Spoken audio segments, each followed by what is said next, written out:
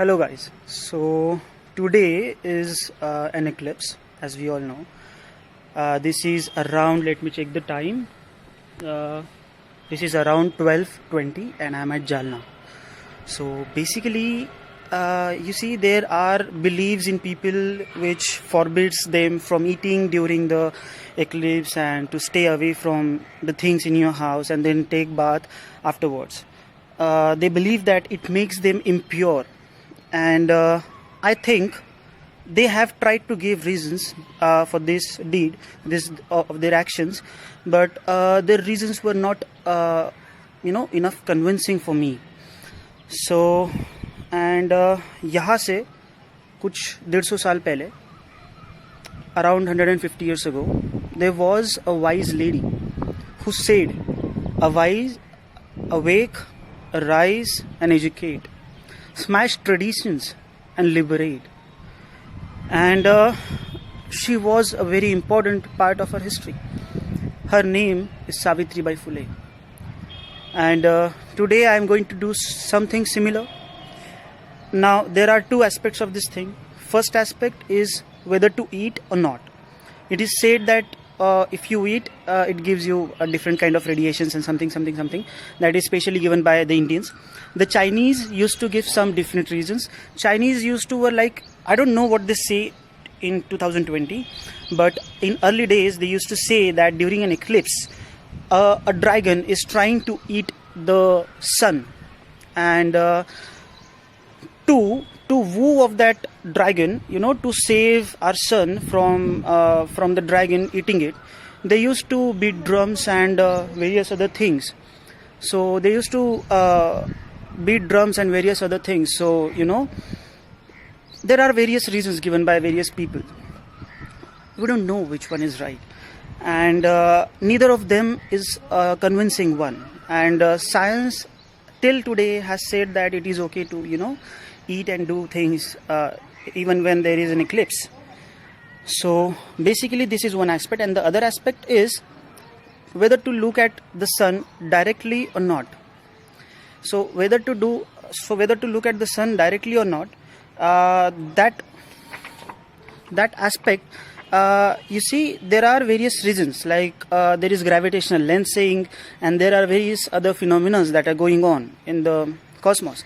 Now what the gravitational lensing does is, the gravity of a planet or a huge celestial body is quite large enough to bend the path of light, and there are various other phenomena. Gravitational lensing is not acting alone in that phenomena. There are various other phenomena, and when all of these are combined, a huge mass of rays are concentrated in one area, and that intensity of rays is quite harmful for your eyes, and there are various other reasons. So basically when I'm going to look at the sun during an eclipse, so I'm going to use an X-ray. And let us have a look at sun.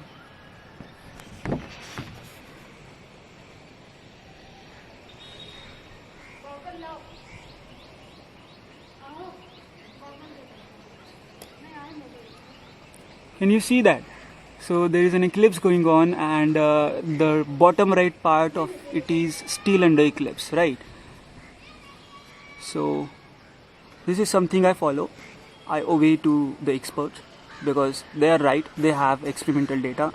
It can damage our eyes, and we should listen to them when their reasons are sufficient enough to consider, like they are enough reasonable, enough convincing, and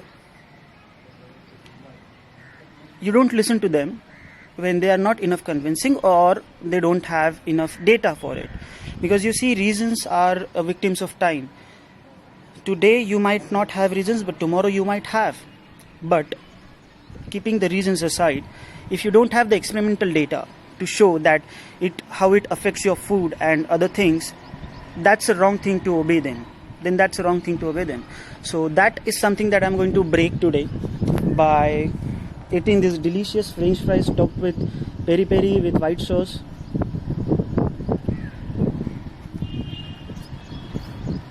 They are delicious. You should try this too.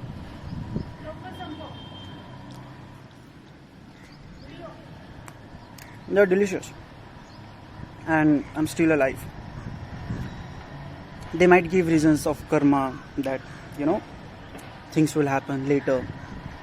But things happen. Bad things do happen to everybody. Bad things and good things happen to all the people. Doesn't matter how many good deeds they did or bad deeds they did. Now the problem arises when you start using the bad things that happen to them to justify the bad deeds. Reason A, suppose there is something bad thing happening to a person, there has to be a reason to it. But linking that bad thing of that bad thing to that person to some another unreasonable or irrelevant phenomena is something these religious people do.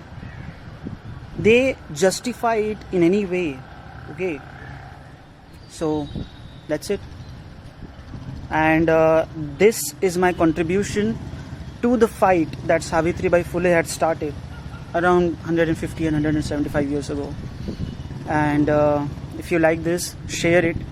Today is an eclipse, so today I will keep my accounts open, not restricted, so you can share my stories and post. So do share it. And if you want to contribute to her cause, to her fight of liberation, of smashing the traditions, not all traditions, but those traditions who are not reasonable enough, who don't serve any reason or data, a credible experimental data, you can do similar things too, or whatever you want to do. Thank you.